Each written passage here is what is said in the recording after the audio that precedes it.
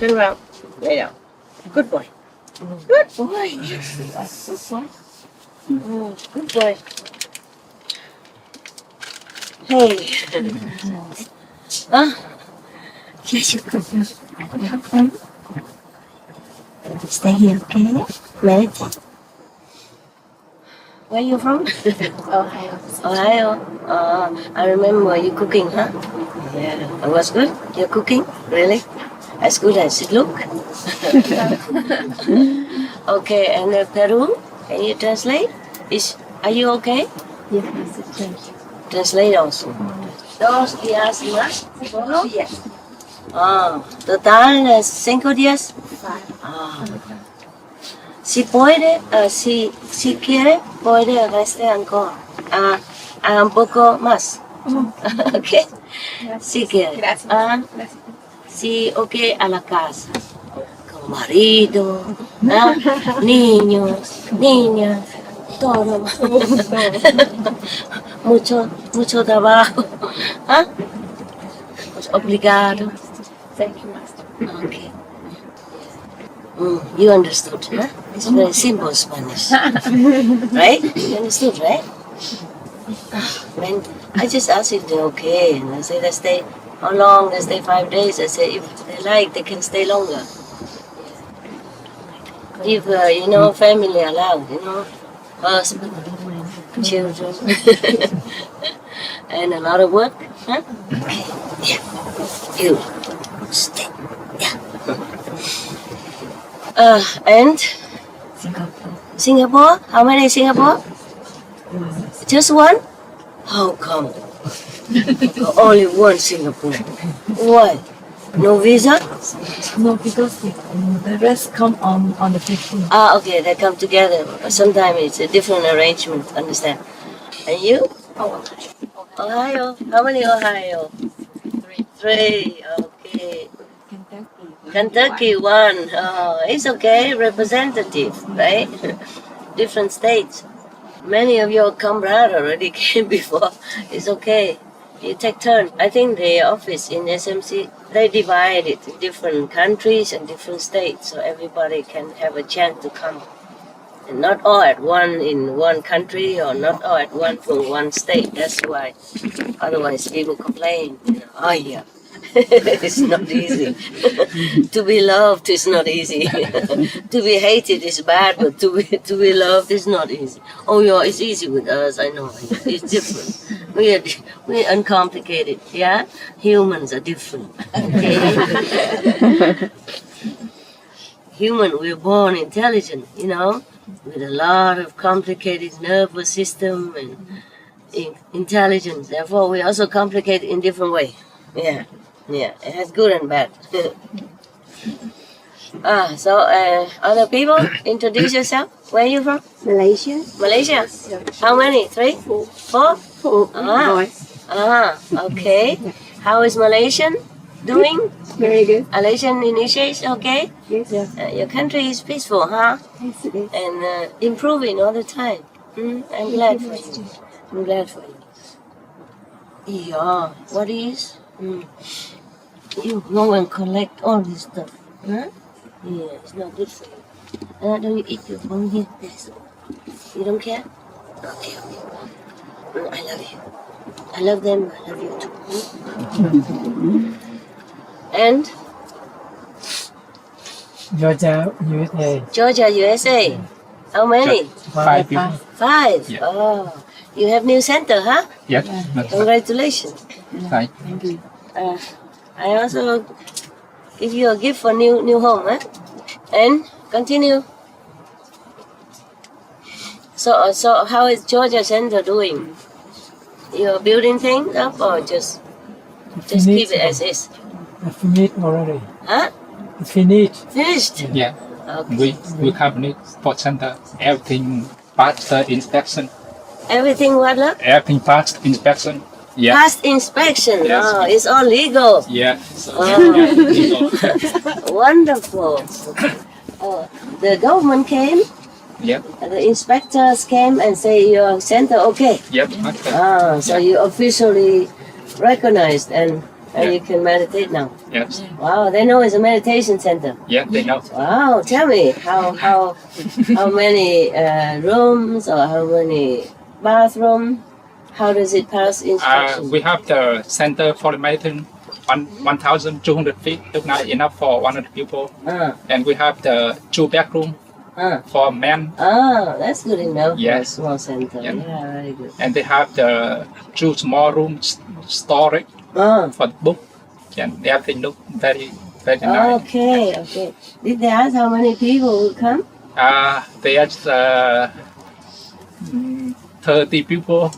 Okay, congratulations, huh? Okay. It's good to have your own meditation center. Yes, because then you can always protect this peaceful and meditative atmosphere, calm. And when you go there, you feel like it's a place of refuge, and you feel good. You meditate well. Then it gets better all the time. As you meditate, you build up your energy. Is that new built house or already there? We bought the old house. The old house and renovate. We remodel for everything. Yeah. Yeah. It's good. Yeah. It's good. Yeah. You are doing good. Georgia Center is doing very well. They have a very busy Loving Hut restaurant. Yeah. Very beloved and very welcome by their community. And they also give like 600 meals for homeless every month. Yeah. Yeah, free, free of charge. And Loving Hut food, no, it's not just any food, nah. I also like to eat their food. Yeah. It's okay, but here I'm lucky to have one Vietnamese sister to cook for me. She volunteered, eh? Yeah, I didn't know she volunteered, and even they've kind of compete with each other to cook. There were 2 of them. Both are just as good, but the other one has to leave already because the family. One has no family, so she can stay and tune in. Yeah. So generous, cook so much every day. Everything is too much. Even if I have to share with the assistant and sometimes workers and dog, of course. My dog loves Vietnamese food. Oh, he loves special food. You cannot find in the restaurant. And whenever he smells that this kind of food's coming, he just lay in front of, the tray and waiting. And I say, hey, I go somewhere else. He doesn't go. He wait until I have that food for him. He eats and then he went. He's still looking for some more, but I said, that's enough. You get fat. Yeah, he loved the food. It's too hot here, huh? It's good. Oh, you like the girl? Oh, she likes you. You like her, huh? It's good then. I'm glad. Yeah, glad you have new friend. And anything else? Today it's just family chatting, It's nothing official. And now, even better friendship. It's a veggie bone, vegetarian, a vegan bone to clean their teeth. Snacks, very good. All the dogs love it. Yeah, vegan. Yeah, big. Yeah, yeah. He get bigger now. When I adopted him, he was more skinny. Well, he's okay. Yeah, don't have to be too fat. Okay. No, huh? Oh, vegan. Yeah. I adopted him more than 1 year already. More than 1 year now. And he became all better, calm and friendly. Yes. Before anybody come near me, he go in between me and these people and growl at them. And now he likes everybody. He never does anything to any of you. Be careful, huh? Meditate well, huh? Be pure, huh? Inside, huh? Yes. Can smell who is good, who is not, right? Yes? Yes? Yes? You're a good boy. He doesn't stay here and guard me too much because he know all of you. He knows all of you are good. Yeah. Otherwise, if somebody else come, he probably would. He would be very alert. Yeah. Like the non-vegetarian people, he would be more alert. Yeah. Pick his ear, his tail, and standing very well and looking everywhere. These are good people, right? Good luck. Family, huh? Yeah. Yeah, anyone else? Yeah, all my dogs like you, remember? Before in SMC, I let them came to see you. Some, not all, because Zolo was too big. Yeah, but he also very good afterward. They were not good before, Yeah. But now it's all good. You want to go away already? Stay here for a while. Stay for a while. Good boy. Yeah, stay for a while. Stay. Okay? We go later. We go soon. Don't worry. Go soon. Okay? D'accord? D'accord? Shake hand or not? Paul? No? No? You don't like Oh, okay. Yeah, anybody else? Where from? What doing?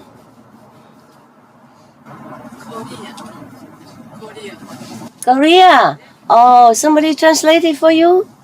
Yeah, every little group. That's good also. We organize, huh? We're good. Okay. Everything good in Korea? Yeah. Your people want to invite me to Korea for retreat. I just look at the video. I love you, Thai. But Korean people, I like, okay? I like Korean people. Very sincere and practice very seriously. Yeah. Thank you, Master. You missed it. It was Sissy Sassy, very cute. You missed it.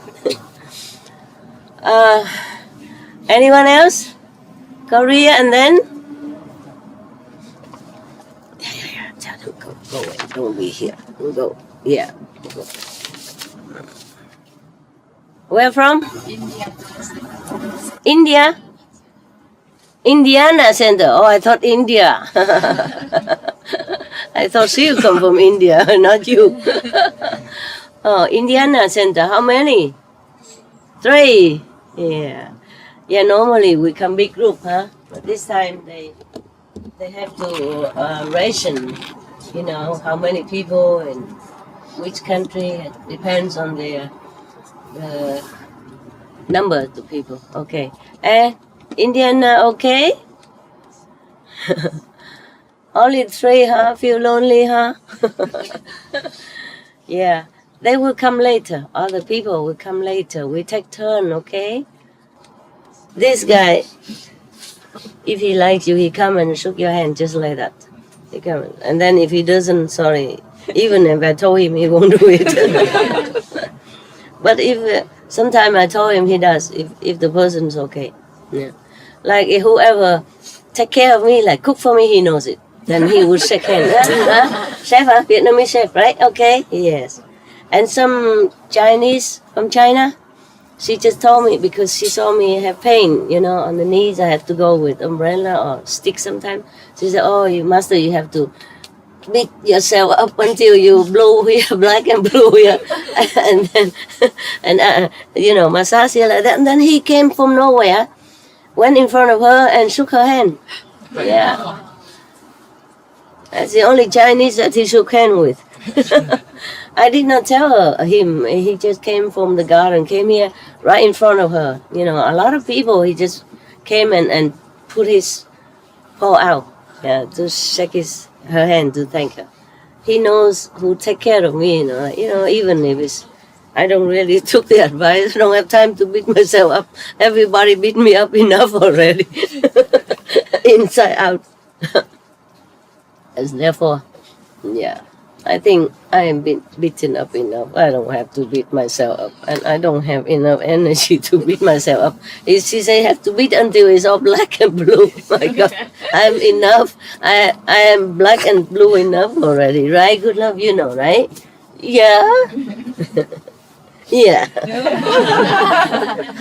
It's okay. They're just laughing. Yeah. Okay. Anybody else? Why don't you like her? She's good, no? She look good to me. He's a guard dog. He's not very... He's serious, you know? Guard dog type. Yeah. He's my good friend. When I'm sad or something, he came and snuck me around. But that's rare because he's a guard dog. He's not sissy, sassy dog. So when he was sissy, yeah, I was surprised. You know? Okay, anybody else? No Vietnamese? No? No Ola? Yes? Nothing to say? Where from? Ola, ở đâu? Con ở Vịnh Hạ Long xin rồi. Hà Nội, Hạ Long, Hạ Long, Hải Phòng. Hải Phòng. Dạ. Hải Phòng bao nhiêu? Hải Phòng. Hai người, ba người. Hà Nội bao nhiêu? Hà Nội nhiều hơn hả? Sài Gòn có không? Không ạ. Người Nam không có? Không ạ. Đầu mấy đồng chí bên đó qua hết. Sao Hà Nội bây giờ vui lắm mà, nghe nó vui lắm hả? Cởi mở hả? Rất là tốt hả? Chính phủ tốt hả? Yeah. Như vậy mới được chứ hả? Yeah. Càng ngày càng phát triển mà ha. It's very nice. Hồi đó chị hay muốn đi qua Hà Nội, không biết làm sao đi. Hồi còn chiến tranh nữa mà. Thấy nhiều khi quay chụp hình Hà Nội rồi nói Hà Nội 36 phố phường ngàn năm văn vật thì thích đi qua lắm. Mà bây giờ đi qua được thì không đi được. Hồi đó không đi được thì muốn đi. Bây giờ có thể đi được nhưng mà cũng không đi được. Nó có nhiều cái ranh giới ha. Có nhiều ranh giới. No, I said I always wanted to visit Hanoi. You know, Hanoi is the old ancient culture city of Vietnam. It was during the war, you know, and I studied the history, you know, and dịch cho mấy người Việt Nam nghe không? Có không? Có dịch hả?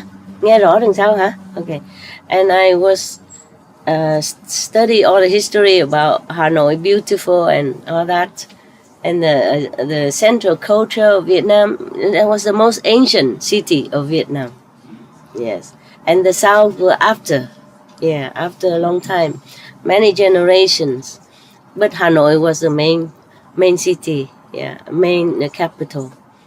Everything started from there, and it's most traditionally kept. Yeah, it's beautiful, and the accent, you know, is beautiful. They speak like they say it's a pure Vietnamese. Yeah, and then I always wanted to visit Hanoi, but of course it's not possible because the war. Yeah. And then I say, now no more war is possible, but I cannot go either. I don't feel like I can go yet, you know? Maybe later. That's what I told him. आज एउटा प्रश्न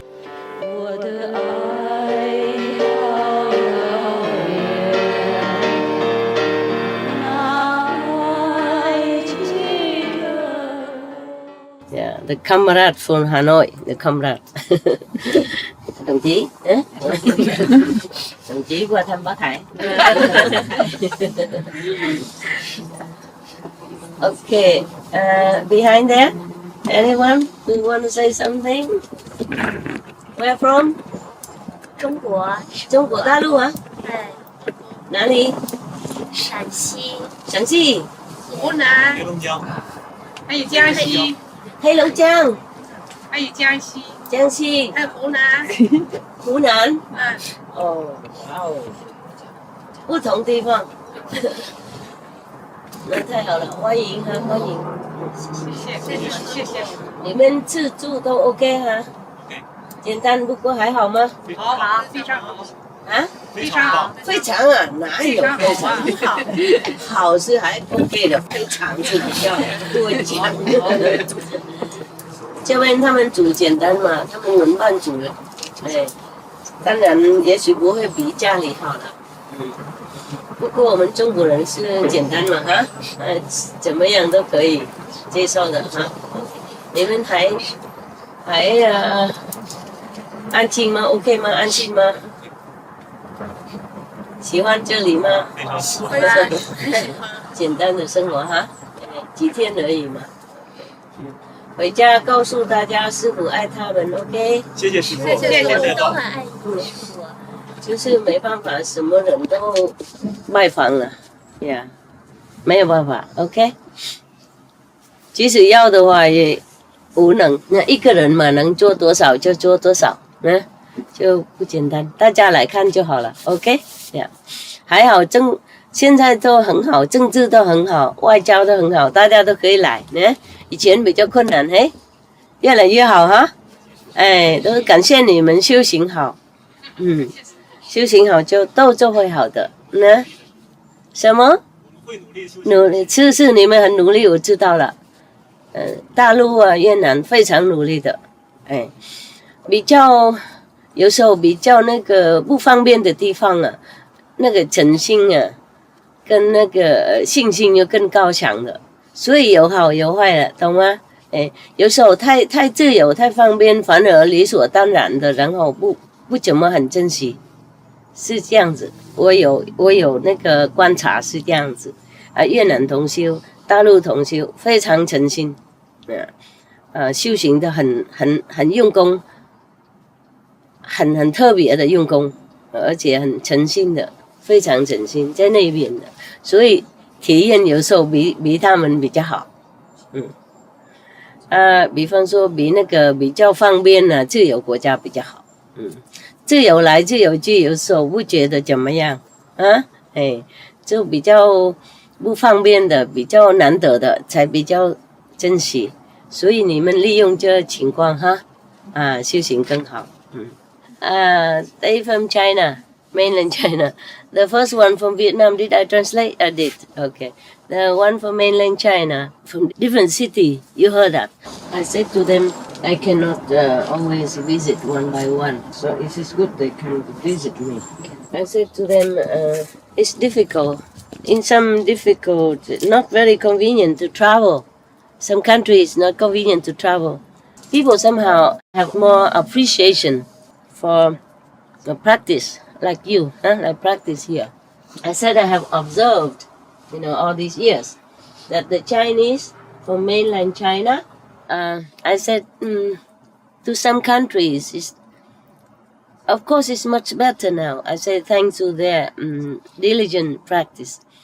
To some country whose sometimes, due to some different regions, it's not convenient to travel around the world, or not easy to get visa to travel. People in those countries, or just recently have more convenience and more way to travel, and they appreciate it more when they can come, for example, to see me. Or when they stay home, they practice truly diligently and earnestly and sincerely. And therefore they have more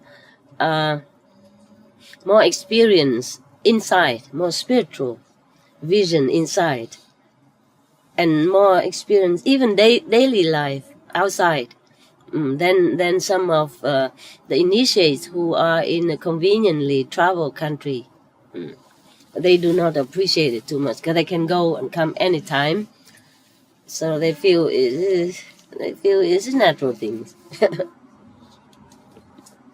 When I was in the ashram in India, there are also many, like some master, they have also different disciples. The Westerner disciples, they don't.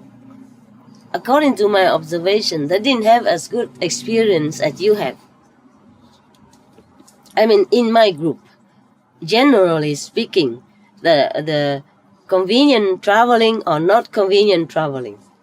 You understand? I just don't know why, but it's like that. For example, the Westerner in our group have more experience than the Westerner in other group. Even the same method. In India even. I mean, mostly people think Indian masters are more, original. And I'm up-original.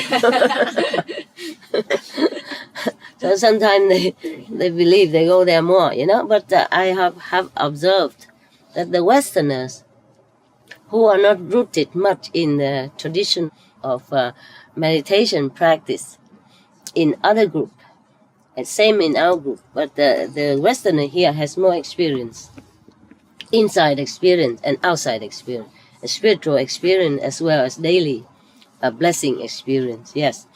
And compared to the Westerner in my group, the one in some reason normally are not easy to travel, just recently being more easy to travel, they have more experience than the people, or the Westerner, or the people who stay in easy travel country. So just they are different category, huh? Yeah. So I said to them they should make use of this. Any situation, sometime in adverse situation, make use of that. Yeah. Then you can progress quicker and better. What matter is inside. Yeah, matters inside. So therefore, we should not always complain that, okay, our country is not free to travel around, or our country is too poor. Anything is good for you. You are born, you are placed in that situation for your own good. Yeah, we should not complain. We should use it for our own inside development. Yeah, the outside, of course, is important that we have enough comfort. Just enough is enough. And whatever we can spare, we give it to others who are less fortunate, so that in the future, we don't have to experience what we experience right now. We have better life. If we are reborn again, if we want to be reborn again. But as you know, with this practicing of the inner heavenly light and sound, we don't have to be reborn again. If you practice and keep the 5 precepts, I told you, I promise you, you will not go back to this life. Unless you wanted to, for some reason. No one. Very wise. Very wise. Yeah. You want to follow master? Huh? You want to follow master? Follow master to heaven, okay. Some people, sometimes they when you went up there and maybe you think it's so suffering here, you want to come back to help some people. But then let me shake your hand. Why? Why? No? No one. Why? No, just in case like that. Why you don't want? I think it's good not to be here anymore. Too risky, right? It's too risky. You're right. Because what if I come and there's no master around? It's too risky. You're right. Absolutely right. Absolutely right. The Buddha. There was one story that is too terrible. I did not want to read it to you. Many stories I read to you are very, very, very terrifying and sad already. But there's one story I avoided in the book that I had. The many stories I had, I avoided to read to you up to now. But since you say you don't want to come back here to help someone else, I say just in case you wanted to, then you can. Because you don't have to. But you have the choice. Because you're free. You're a free soul. You can come back or stay there, in heaven. And then the master will keep lifting you up until you're completely free and never ever have any karma at all. But in case, what I mean is in case you want to come down, because some people like to come and help somebody, who knows, then you can. Do it at your own risk.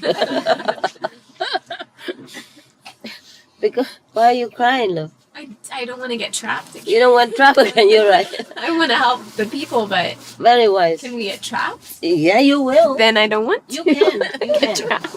Okay, good. Then I tell you the story of the Buddha, okay? But I will make it less.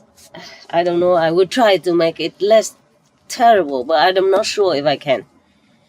I don't need the book. I know the story because it was too beyond my imagination, beyond anything that I could bear. So it's impressed in my memory that I won't forget. So I don't need the book to read it to you. But it was also the story from Anand. Say, thus I have heard, etc.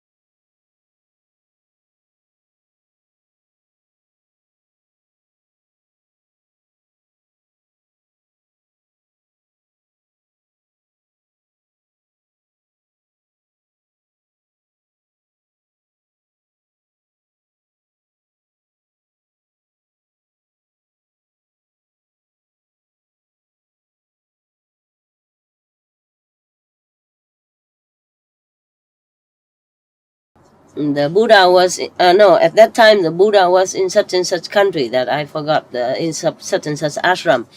It doesn't matter, okay? Yeah, somewhere in India then, in one of his ashram that people built for him. And there was a story about the oh, I better get the book. To make it more authentic, Yeah, I know the story. I just can't remember the place where the Buddha was, and I just want to make it authentic. And I will try to modify it so that it doesn't sound terrible. But all of you can hear the translation. Squeeze together so you can hear translation. Okay, I will get the book. Where is that story that I don't want to ever read?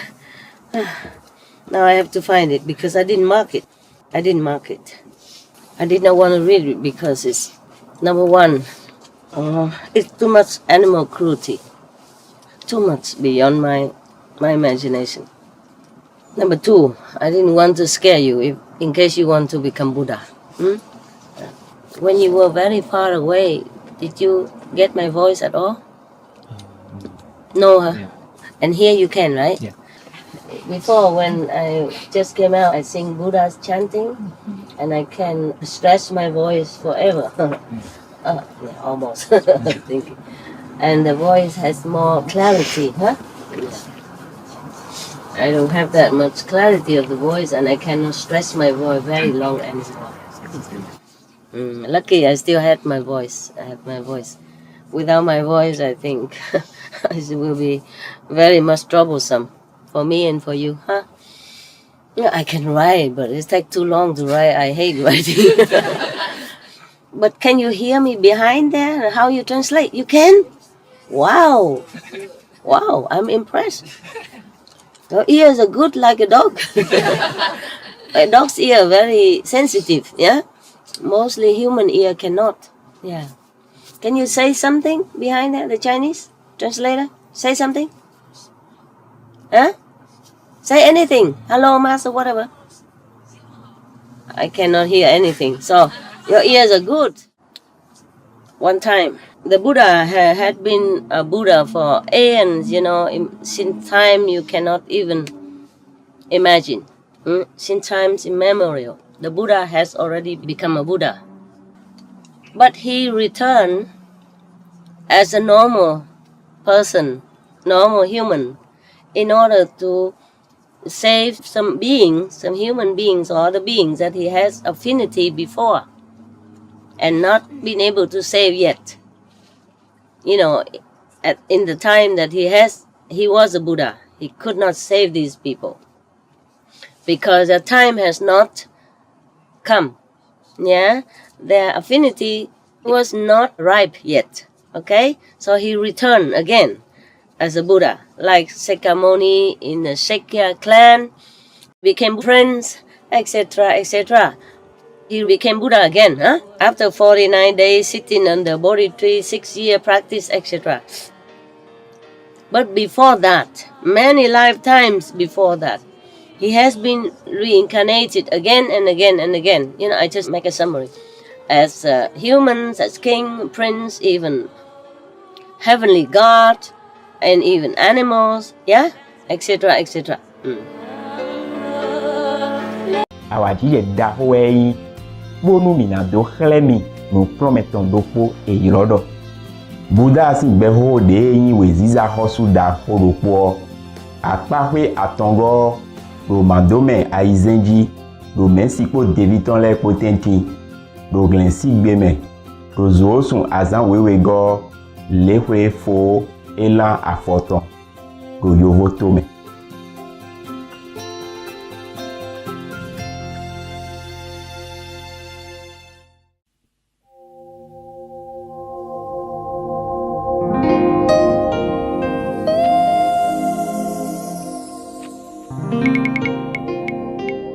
One time, the Buddha had been a Buddha for aeons, since time you cannot even imagine.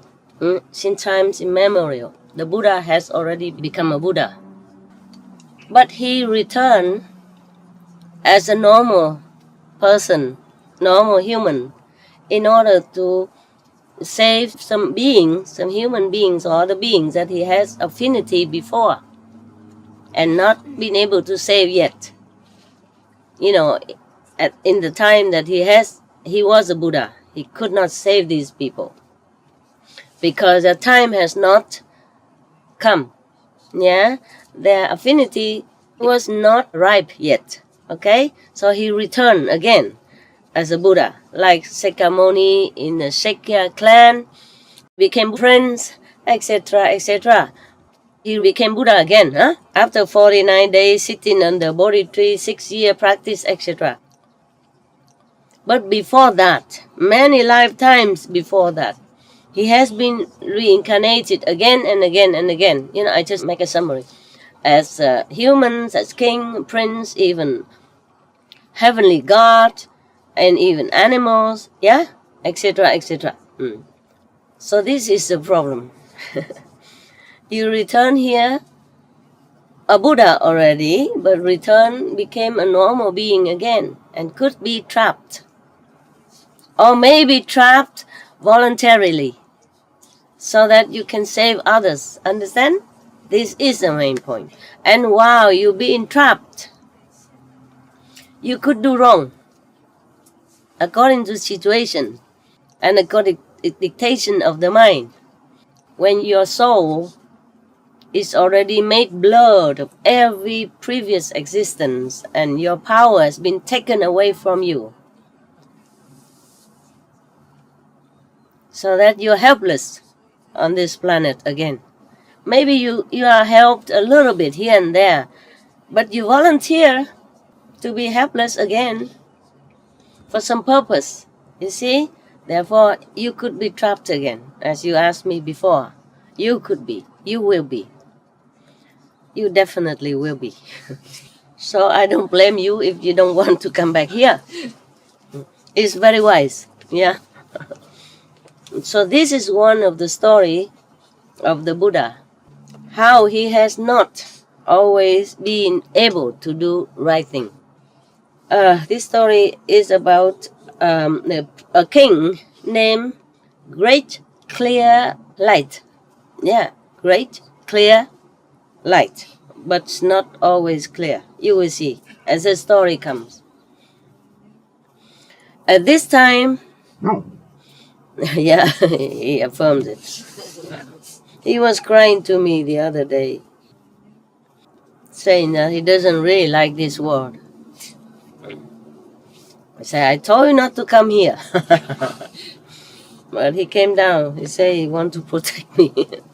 He doesn't really like this world. I said, yeah, you're right. The other day when I left, after I left, he came and sit in front of the assembly and whoa, all that. Meaning he tell them to behave, practice well. So, you don't suffer. He want to preach also to you. It's not very funny. And somebody became a monk, he also crying and want to become a monk. It was really crying for a long time in front of me and another nun. And then I said, okay, I will shave your head and you'll be a monk. But later I said, being a monk doesn't mean you have to shave your head and wear the clothes. And then he became, okay, he accepted. When I preached to you, he also came and wanted to preach to you the other day. Huh? One time, the Buddha was in the Save country, in the golden garden of Prince Gida. Remember, huh? This story I told you many times. He often stayed there. At this time, there were 4 kind of disciples present. King, court ministers, and normal citizens, as well as monks and nuns surrounding the Buddha. And they also making offerings to the Buddha and the Sangha.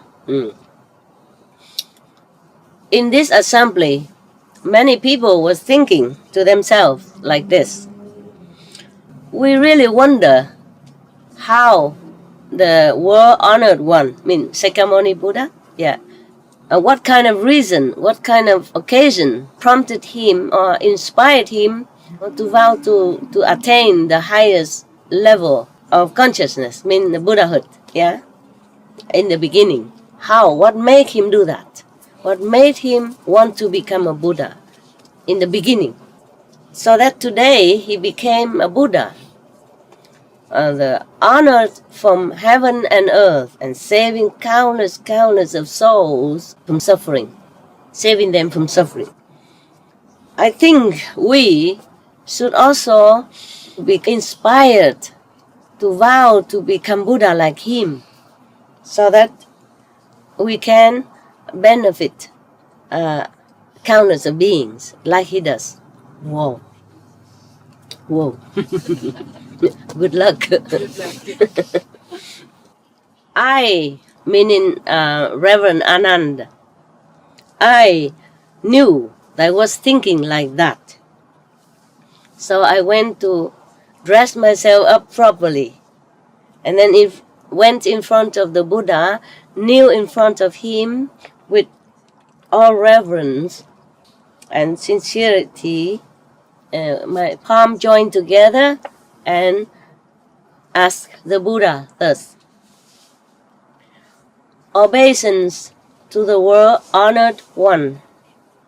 The assembly all wanted to know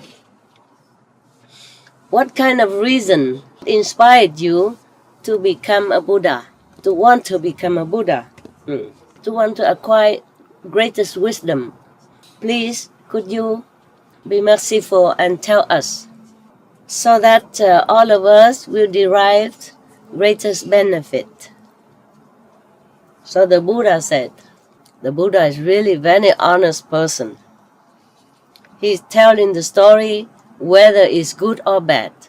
he told the story from himself, from the past incarnation of himself, even if it is not very good for him. I mean, not that we imagine. Because I myself also did not like this story very much. That's why I did not want to read it to you. I told you last time. I mean, the last time I say is finish the book, but the last I say is really finished now, no more. And I put the book away already until today.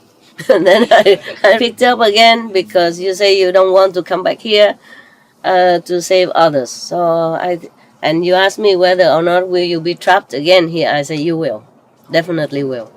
And this is a story of one of such occasion. Okay, so I picked this up again and read it to you again.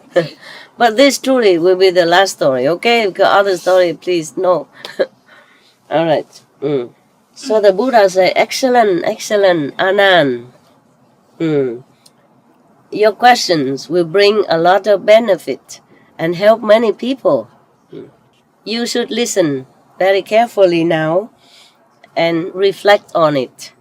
Reflect truly on the story that I'm going to tell you. I will tell you. If Anand didn't ask, he wouldn't have told, huh? Maybe. But Anand always asks questions. That's a very good boy, huh? If he didn't ask all these questions, we wouldn't have had all this story, including this one. At this time, the whole assembly, all quiet down. Can even hear a pin drop. All the rivers and oceans and mountains and even the fishes under the sea water, the birds in the sky, all the animals, all the assembly from heaven and from heaven beings that come down to the assembly, the dragons, the devas, the demons, the ghosts, the local devas, the guardian ghosts around in the whole planet, whole universe. It's all quiet down and listen. Everybody look up onto the Buddha's radiant face and pay all attention. Their hearts feeling both frightened and attentive. The Buddha said, Anand, you should know, in the past period of time, long aeons ago, you cannot even imagine how long. We cannot count the time since that time until now. Also, on the same planet, this earth, there was a king of a big country. His name is Great Clear Light. He has great wisdom. Mark it. Wisdom he has. Not that he doesn't have, okay? He has wisdom, intelligence, and great merit. He's not a normal person, okay? Not ignorant even, okay? Yes. He is very benevolent as well. And he has a very majestic appearance. Yeah, his body healthy, strong, beautiful. Yeah. So you see, he's not just a normal person like you and I, huh? Not ignorant even, have wisdom, has intelligence, has lot great merit store, and majestic looking, and benevolence. Yeah, all that. And wait and see. If he's born as an ignorant person, are you scared, huh? Yeah, me too. Yes. Now I read it back. I know the story, but now in detail, you understand? Such a noble, benevolent king. Have great merit, store even.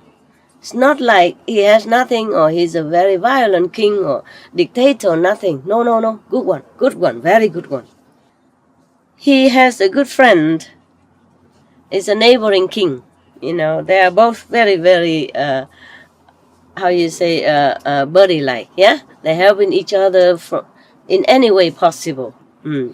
From material things to emotional, mental, anything, they help each other, they lean in on each other because a good friendship, best friend.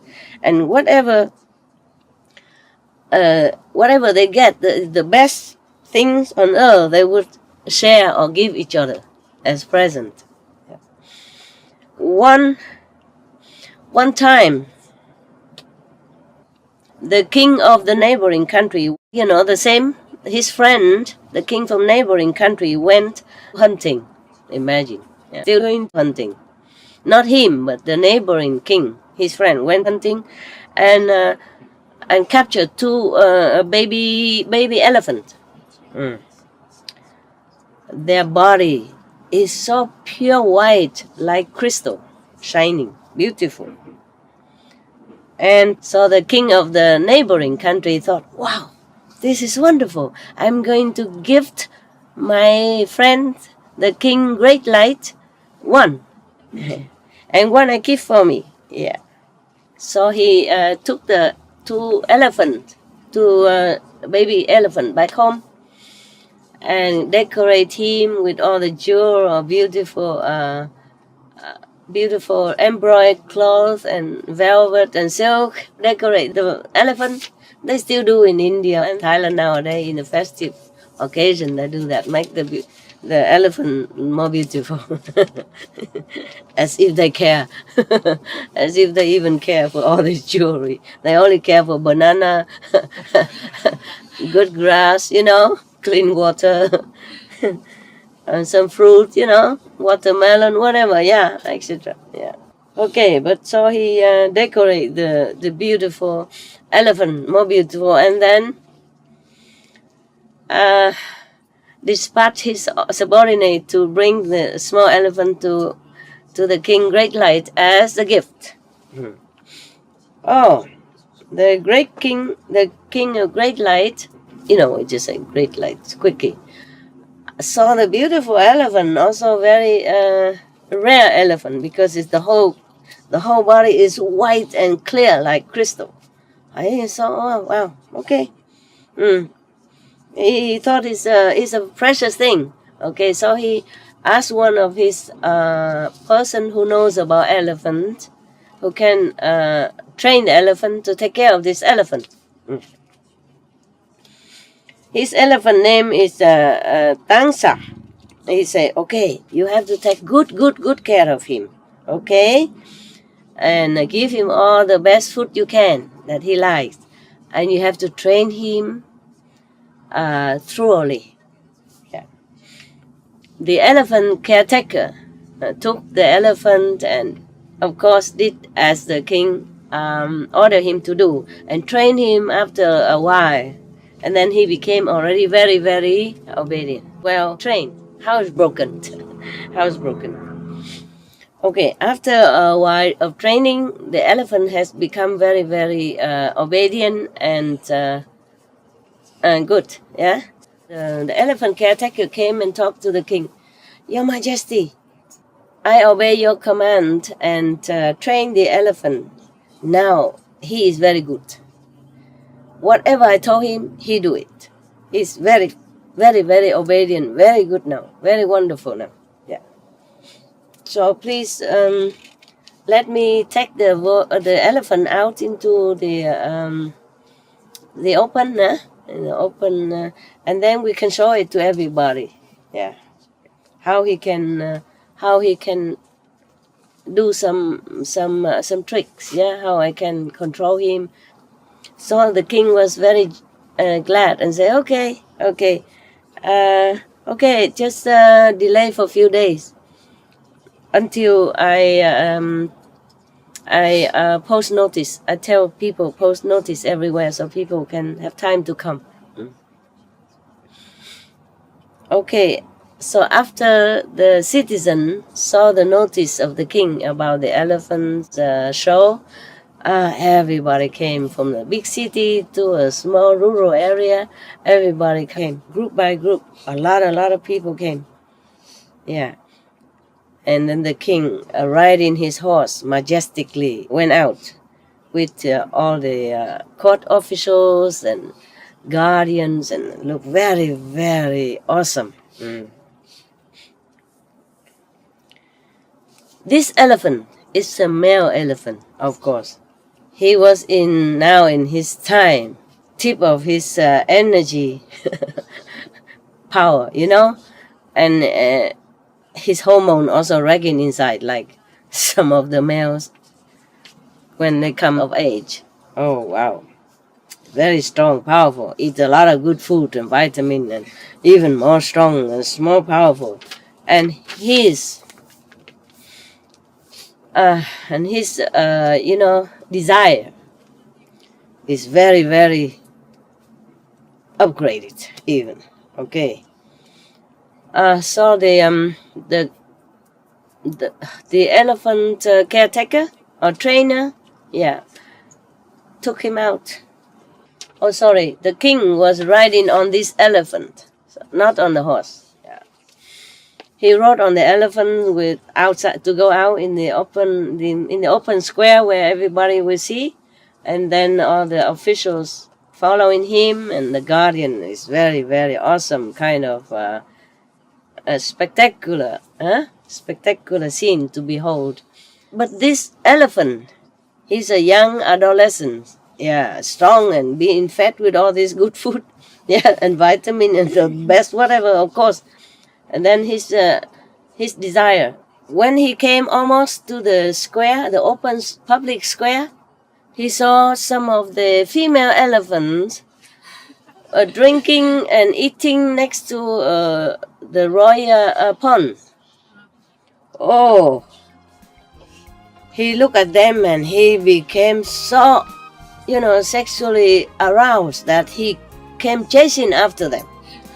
Keep chasing and blinded of everything, see nothing else but the female elephant, and hear nothing but hearing the female elephants calling and running. So he keep chasing all the way into the forest, and he still continue.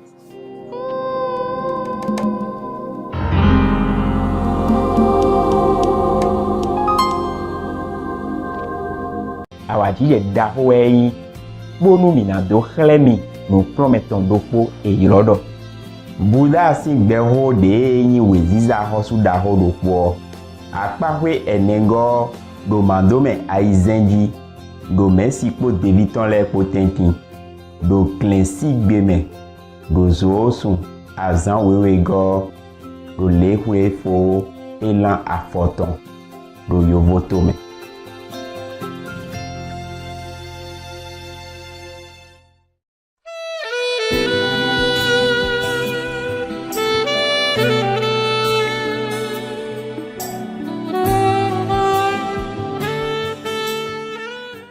Okay, after a while of training, the elephant has become very, very obedient and good. Yeah, the elephant caretaker came and talked to the king.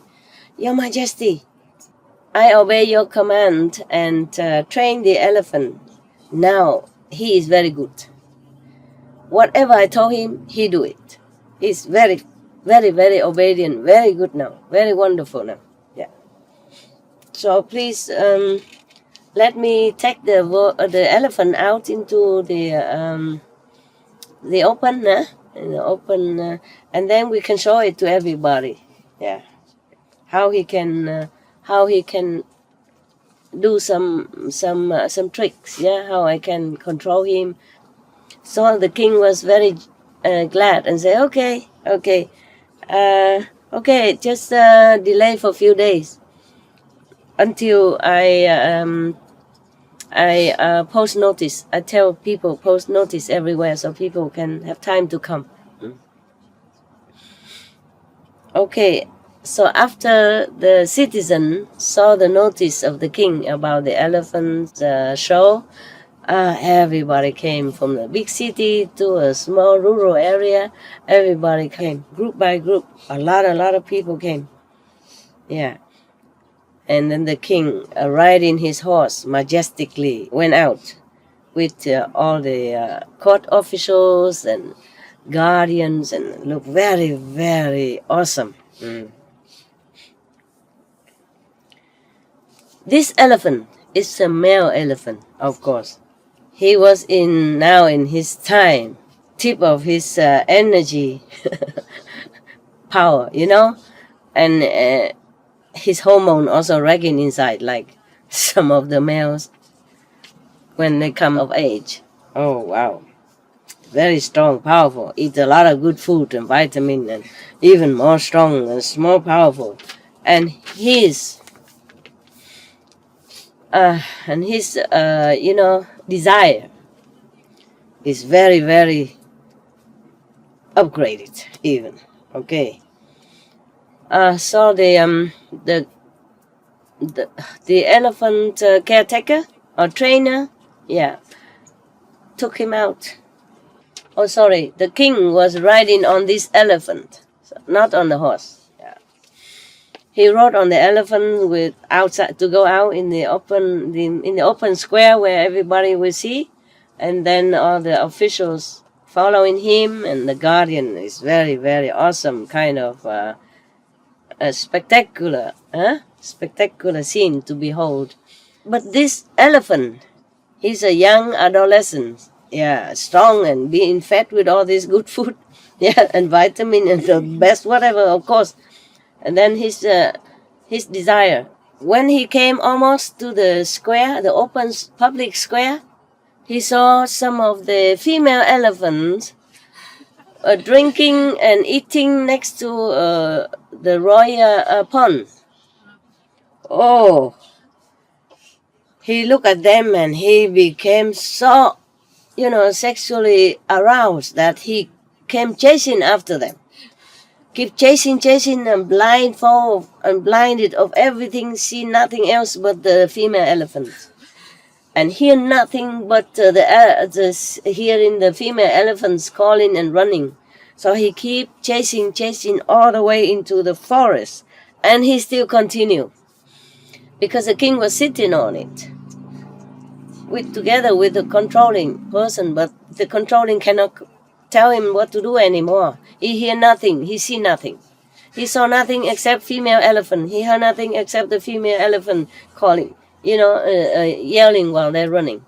And their footsteps, so he keep following, chasing them.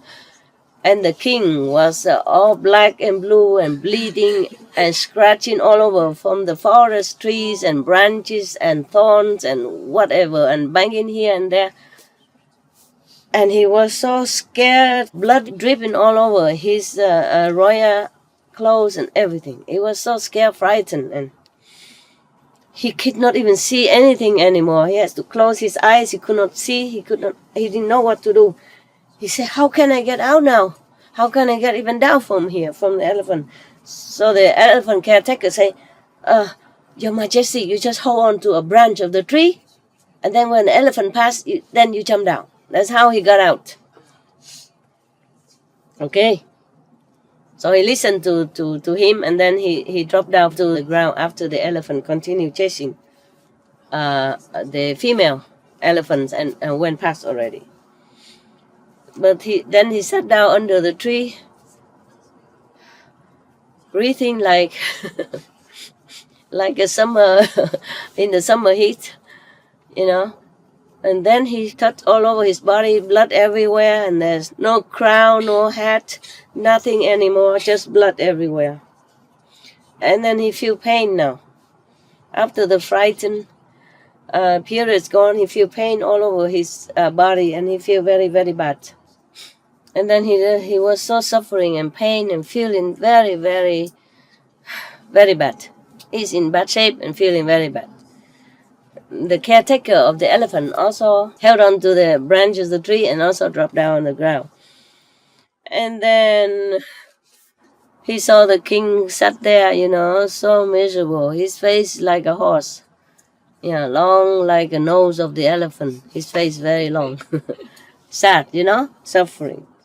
And very, very sad and very sorrowful. So he knelt down in front of the king and said, "Please, Your Majesty, forgive me. Please do not feel sad anymore."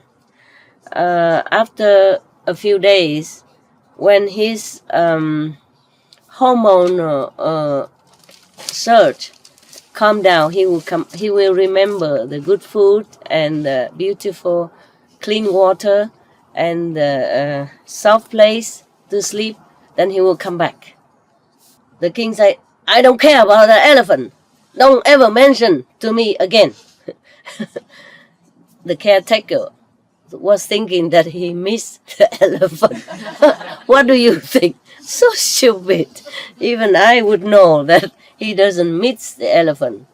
Understand? It was just feeling, angry and sad. Yeah, because of his state of being right now. Bleeding all over and no clothes and tattered and no hat, nothing. Doesn't look majestic anymore. Yeah. He said he was very angry. I said, "I don't even want to see you. I don't want to recognize you anymore." Yeah, not just an elephant, but him, the caretaker. No, okay. And then the caretaker doesn't know what to do, so he just sat a little bit further and just sit there and waiting for the king to calm down and to be less angry. Yeah, all right. And then at that time, many court officials and his concubines and queens and soldiers, run, and then met him there, run after him and come and saw him there. On the way, they saw his hat on the ground, broken, his clothes, and then they saw a lot of blood on the ground also. Yeah. And then they saw that the king was riding on another elephant to come back. And then everybody was scared, worried if the king died, if the king might die. So they're all crying like rain. So when they saw the king come back and, he doesn't seem to be too sick or anything, and they were happier. Yeah. After a few days, the elephant male already satisfied his own desire, hormonal desire, then he came back.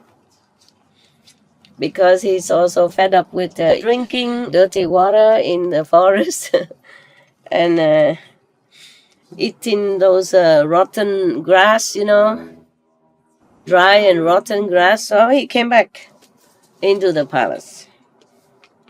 And the caretaker came in and said to the king, "Your Majesty, the precious elephant has come back." Precious. Yeah. Please come out and have a look at him.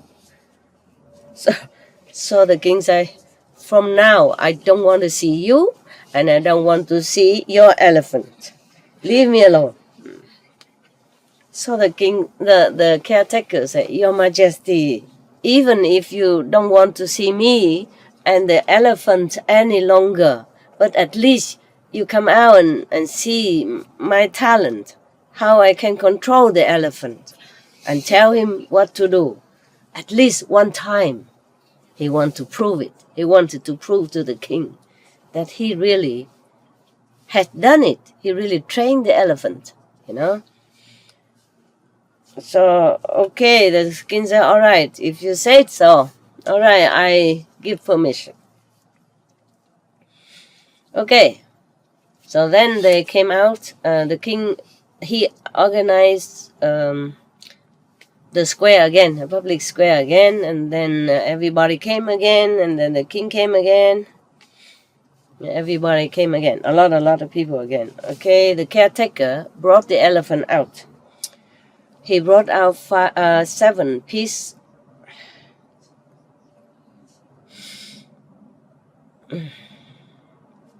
This is the part that I hate. But I have to tell you, I really hate this. He brought the elephant out with 7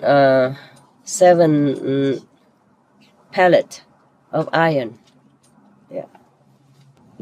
He was thinking to himself, if I tell the elephant to swallow these 7 pellets of iron, then he will die. So maybe I reason to the king one more time to see maybe he will relent. Yeah. And then he will let the elephant live. Yeah. He say he doesn't want to see him an elephant, meaning he want elephant to die. Yeah. So he came and said to the king, Your Majesty, this elephant, white, pure white and precious, only the wheel-steering heavenly king could have. Normally, no one would have this kind of elephant, so precious. So he has only committed just a little mistake. Yeah. Please forgive him. Do not destroy him. But the king said to the caretaker, if you cannot even control him, then why you invite me here? Even if you can control him, I still don't want to use him anymore. And I also don't want to use you anyway. So the caretaker still say, you don't want to use me, it's okay, Your Majesty. But please, it's very pitiful. It's a shame not to use this precious elephant.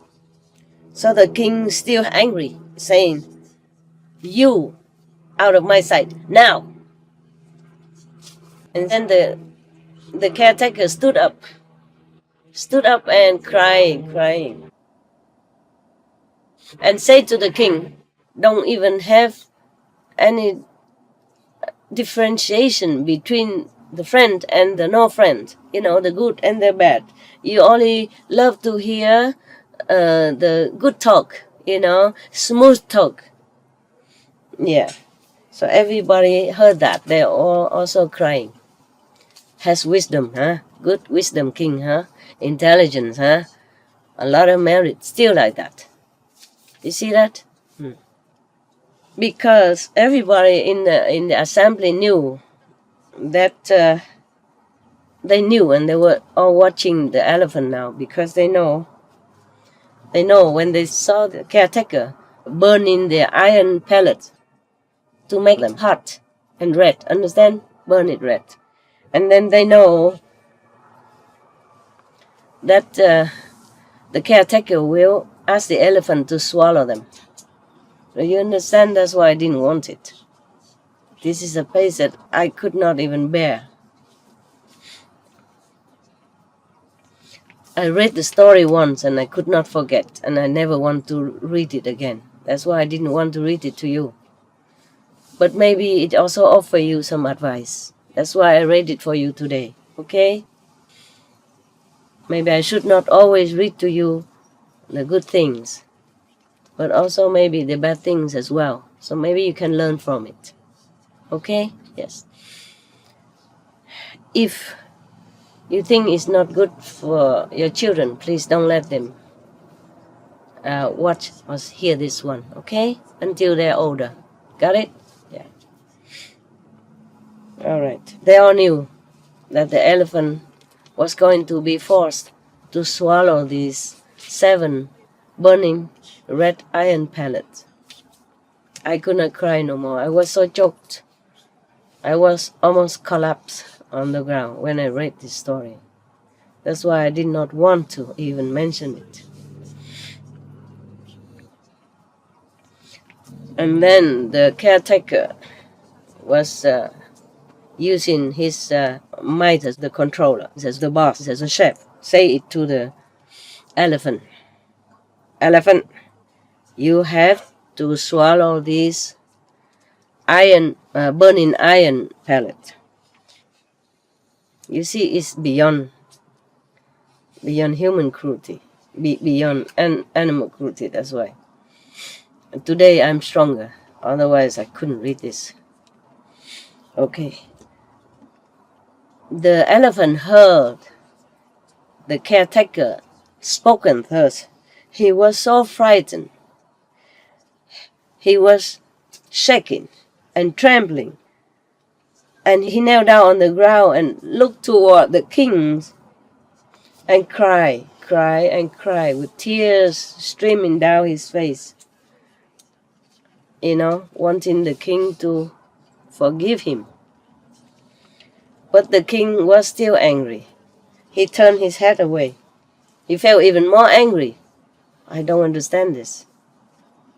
If the elephant was crying, how can it make the king more angry? You understand me now? A king, a reincarnation of ancient Buddha, full of wisdom, has great intelligence and merit, still getting angry. Even the elephant already knelt and cried, begging for forgiveness. It makes him angrier. He turned his head away, meaning he didn't care. So the caretaker knew the king didn't pardon the elephant. The whole assembly felt so sorry that they all cried. Imagine it was you.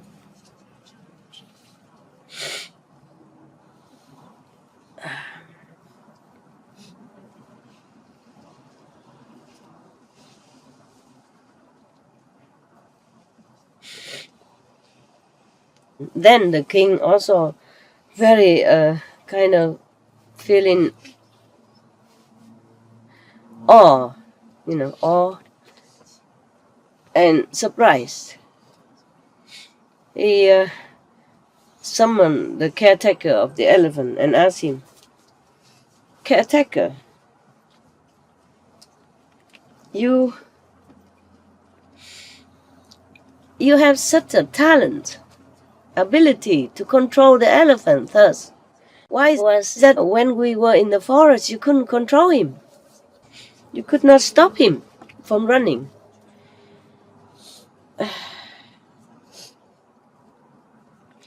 So at that time, the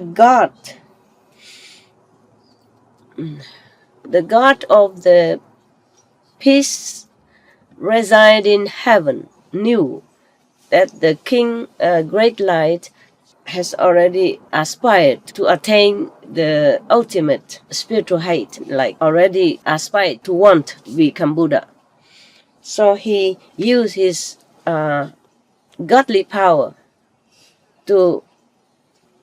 he make the caretaker of the elephant kneel down in front of the king and speak thus: "Your Majesty, I can only control his body. I cannot control his mind." Yes, that was spoken from the God. God from the peace reside in heaven. That's the name of the heaven. But spoken through the mouth of the caretaker. Otherwise, the caretaker probably could not have spoken at that time. Number one, he was too emotionally hurt, shocked, pain. Yeah. Number two, maybe he has not enough wisdom to say such thing. Yeah. So the God in heaven had to use his mouth to speak like this directly in front to the king, so that the king can ask another question, accordingly. So the king asked him, "Then who can be the one who could control his body as well as his mind?" So the heavenly God also spoken again through the mouth of the caretaker of the elephant: "Your Majesty, only the Buddha can control his mind as well as his body." Hoy tenemos la bendición de presentar una de estas inspiradoras conferencias tituladas La encarnación anterior del Buda como un rey llamado Gran Luz Clara, parte 5 de 6 entre maestra y discípulos, dado en inglés el 12 de septiembre de 2015 en Francia.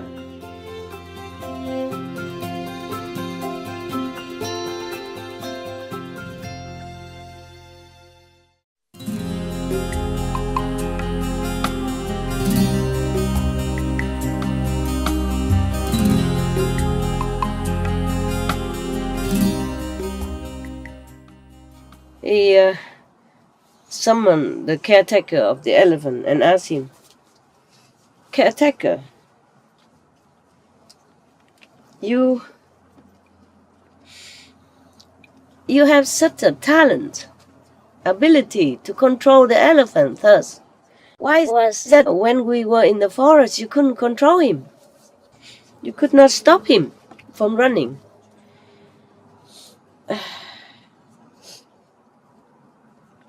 So at that time, the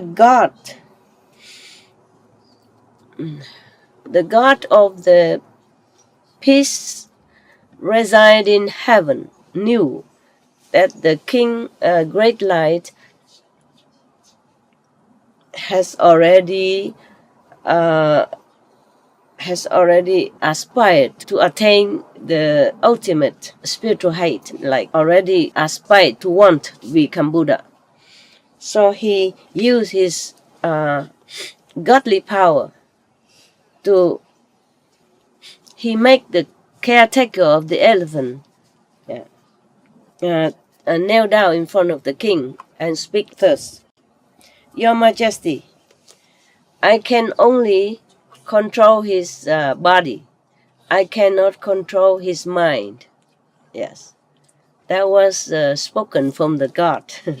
God from the peace reside in heaven. That's the name of the heaven.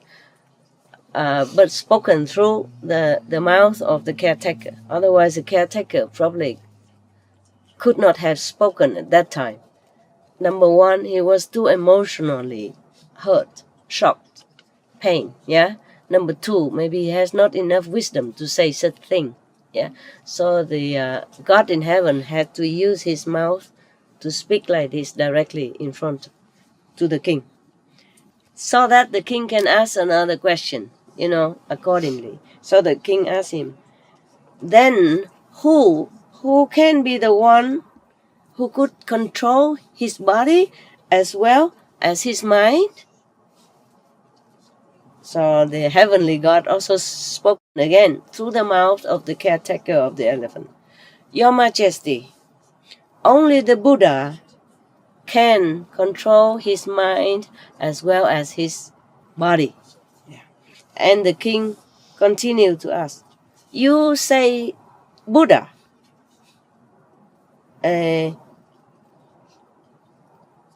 What kind of quality, what kind of seed, original quality or seed that makes up a Buddha?" I'm just translating, more or less, okay? What kind of seed, original seed that make up a Buddha? So the caretaker spoke again. With the inspiration from the... It's okay. I'm not doing anything wrong. I just try to dry my tears. Am I allowed to do that? Huh?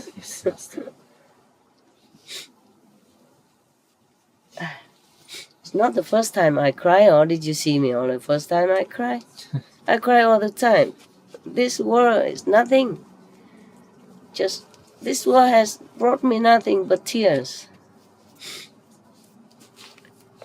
If you avoid me today, tomorrow you get me again. Many times when they see me crying, because of animals or something like that, they always turn the camera away. I don't know why. Many times like that before. So sometimes you suddenly see the blank screen in front of you, when we're doing live or something like that, or even later, because I try to avoid my emotion. There is something bad. Yeah, I have not become wood or stone, I told you already. Yeah? If I became emotionless, then I cannot understand your emotion. If I became like painless, if I can avoid pain, then I cannot understand your pain. If I can avoid sorrow, or control sorrow, or ignore sorrow, or nullify sorrow, then I cannot understand your sorrow. Thus, I cannot help you in time of your pain, in time of your sadness, or in time of your trouble of any kind. Understand? I retain all that, all the emotion of humans, so that I can help you. Okay? Crying is nothing to be ashamed of. People cry when they're in sorrow or in happiness. It's just emotion. And then the caretaker of the, excuse me,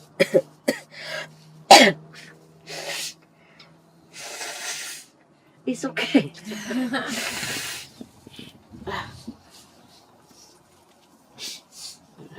Thank you anyway for your politeness. I have nothing to hide, okay? I'm just like you. I'm just have something else.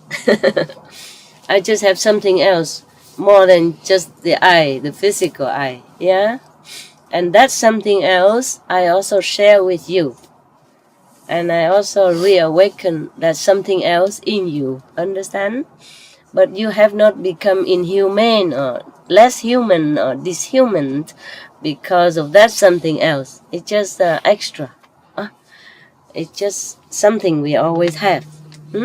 Always had, but did not know had. And then so I help you to remember that, to awaken it, okay?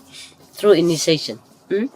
All right. Now, so the caretaker answered the king thus, Your Majesty.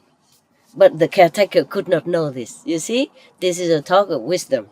So the God of the heaven of peaceful dwelling have to inspire him from inside.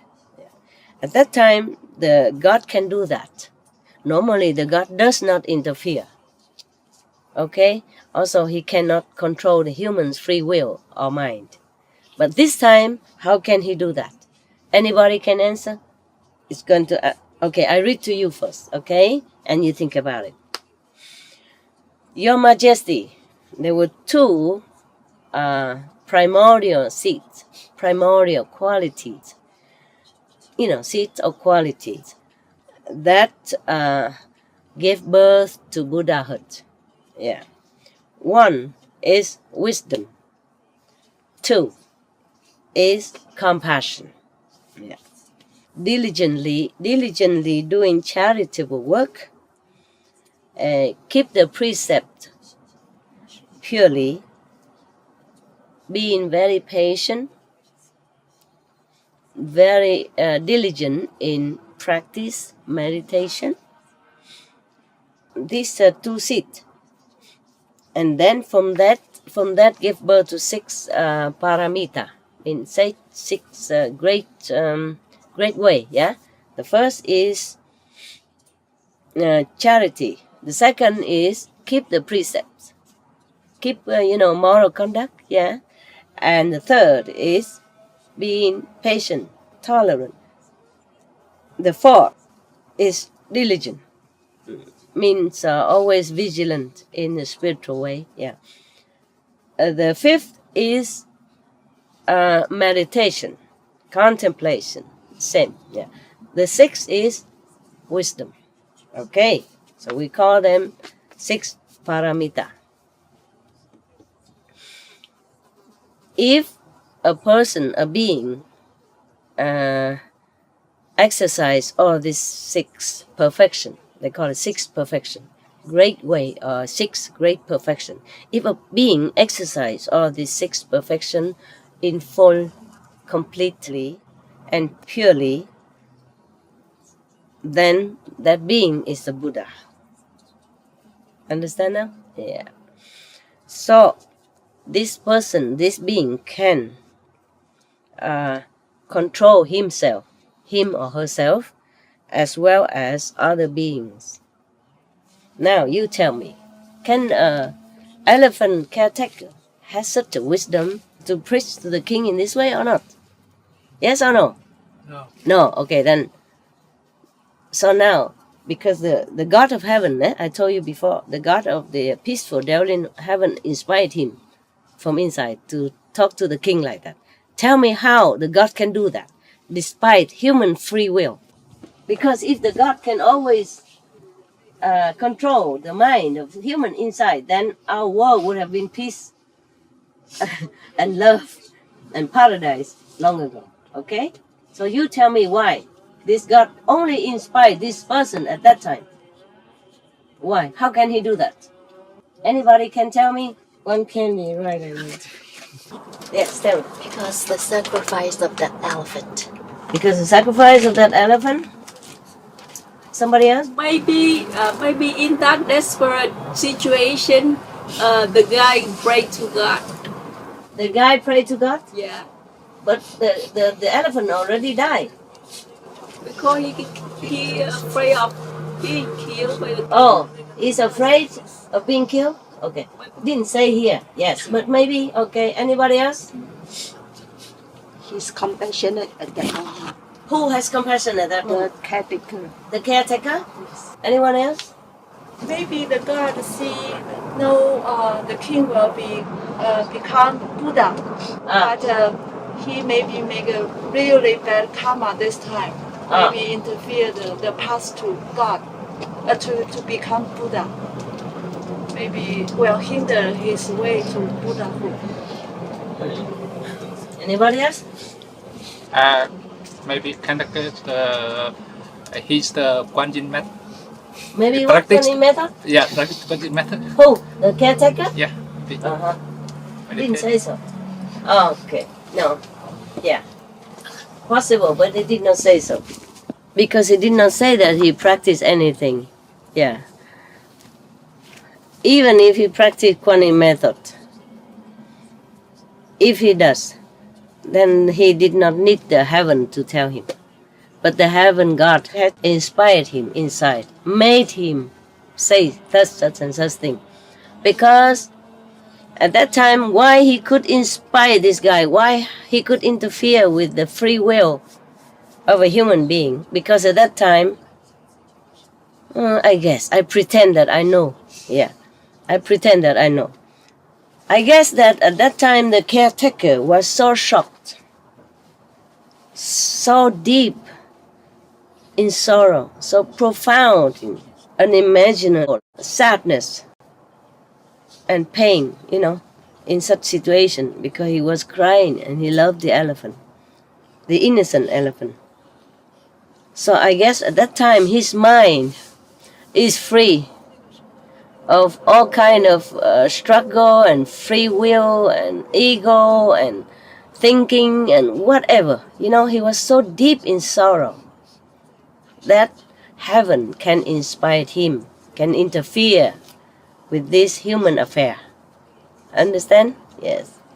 Otherwise, even if a Guanyin practitioner is inspired to tell such thing, not every king will change their mind. But also because at that time the king already feeling somehow remorse. Yeah. I guess anyone would feel terrible like that the elephant would be so obedient that to willingly die in such a terrifying, gruesome way of death. To know that he might do that and to see that he does it is a different thing. Understand me? The thing is to know that you might suffer in the war. You run away from war, like from war-torn country. During the war, the terrifying feeling and all that, you might know about it. But not until you became one refugees and running yourself. You heard about it. You saw it on TV. You think you understand what it's like to be running as a refugee during the war, running for your life, running with the terrifying feeling, knowing that you could die or wounded any moment or captured. But you don't really know it until you are truly one of the refugees. Do you understand now? Therefore the king, with all his wisdom, intelligence, and benevolence, despite his gentle heart, could not imagine that the elephant would willingly die like that. Understand? I mean, against his will, just to do it. because he has to obey, because he see no way out. You understand? To see that and to see the elephant die in such a manner, in such a way, then awaken the king. His compassion again. Understand? Yes? Because he thought, oh, the elephant. First he hurt him a lot and now he just kneel there crying, he doesn't want to listen. You see what I mean? He probably thinks the elephant won't do it. Even if he thinks the elephant will do it, because he ordered to do that. Even if he think like that, he thought like that, he could not imagine how suffering it was. He could not imagine how gruesome. He could not imagine until he actually saw it. You see what I mean? It is a different scenery altogether. Therefore, after the king saw that, he probably feel awakened in him the love, mercy, and compassion again. And his Buddha seed, begin to sprout a little again. Therefore, the God of heaven, you can see the king's mind has changed, the king's heart has changed. So he can be inspired. Both the king and the caretaker of the elephant at that time, both their minds are right now empty. Empty vessel for any good imparting of wisdom and logic. Therefore, the God of heaven could inspire, could use the physical instrument of the caretaker to speak to the physical instrument of the king. If one of them are not ready, he also would not want to do that. What's the use of talking to deaf ears? Eh? For example, if the king was not really already frightened and awakened himself, this compassion, loving kindness in him, then it's no use to tell him good things. Yeah, he will not accept.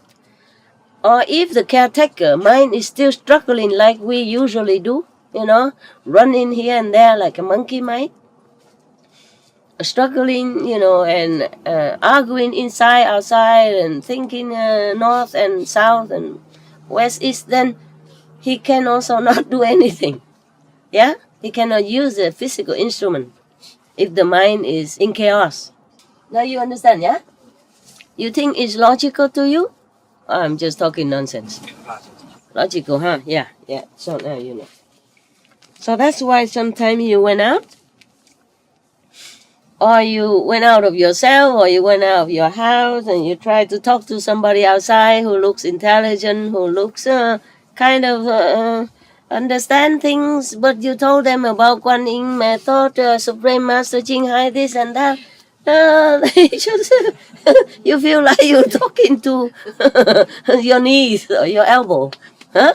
And then you feel hurt and you feel disappointed. You came home and say, but why? Master teaching, so obvious, so good. I just want to help him. And this guy is like an idiot. Why? Normally he's very intelligent. He has PhD, he's this and that. How can he not understand such an obvious, simple thing? Because the mind. Yeah? Number one, maybe he listens to you, but he doesn't really hear anything. Okay? Because he's too busy thinking of his mathematic problem, his computer, his boyfriend, his girlfriend. Could be boyfriend. Yeah, don't laugh at me. It's true. Eh? Yeah, and you know what I mean? He doesn't really listen. It looked like he's listening. But he's not hearing anything. I don't understand anything. Even some of your brother, sister, they hear me many times, but they don't listen. Okay? They hear here, they come out there, or they hear here, and then they go down, and then it goes out. So only when the mind is really quiet and empty of all conflicting, contradicting thoughts, then we understand perfectly. We hear perfectly. Yeah. That's why the ears, the eyes have to shut. And try to shut the inner ears, the inner eyes as well. Then you will reach heaven. So when you're quiet, very quiet, the mind is so exhausted because the body is all tired, working all night, come home, you sit well. Yeah? And sometimes you thought you can sit all day, you wish you can sit in the forest doing nothing, just sit, but you can't. You sit, but your mind run all over the planet. Yeah. Either supermarket or television, you can't see nothing. Huh? And also the God cannot interfere because of that, because of our free will and because our mind running all over. The God cannot control our mind. They are not allowed to. In this world, there is the world of control, of award and punishment, of law and order. Visibly and invisibly, the gods have to take their hands out of it. Some gods don't even care about the affair of this planet. Some gods don't even know until they want to know. Then they look down. They know. Okay? Just like sometimes you don't know anything about what's happening in the world, but if you watch television, if you want to, you open your television, you turn on and you have a look and you know. Yeah, you know something from Sri Lanka, from America, from anywhere on the planet. Or you watch on the internet. Yeah. If you don't, you turn off. The gods in heaven, some gods, they also turn off their vision. Presentar una de estas inspiradoras conferencias tituladas La encarnación anterior del Buda como un rey llamado Gran Luz Clara, parte 6 de 6, entre maestra y discípulos, dado en inglés el 12 de septiembre de 2015 en Francia.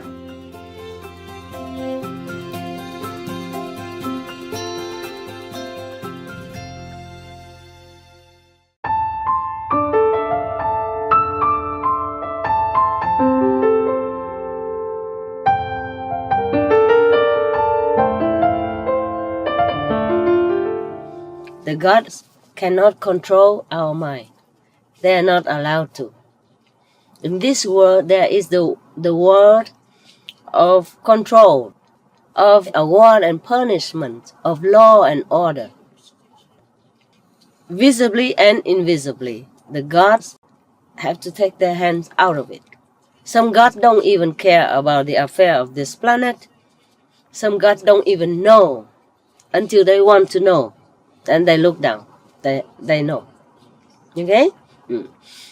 Just like sometimes you don't know anything about what's happening in the world, but if you watch television, if you want to, you open your television, you turn on and you have a look and you know.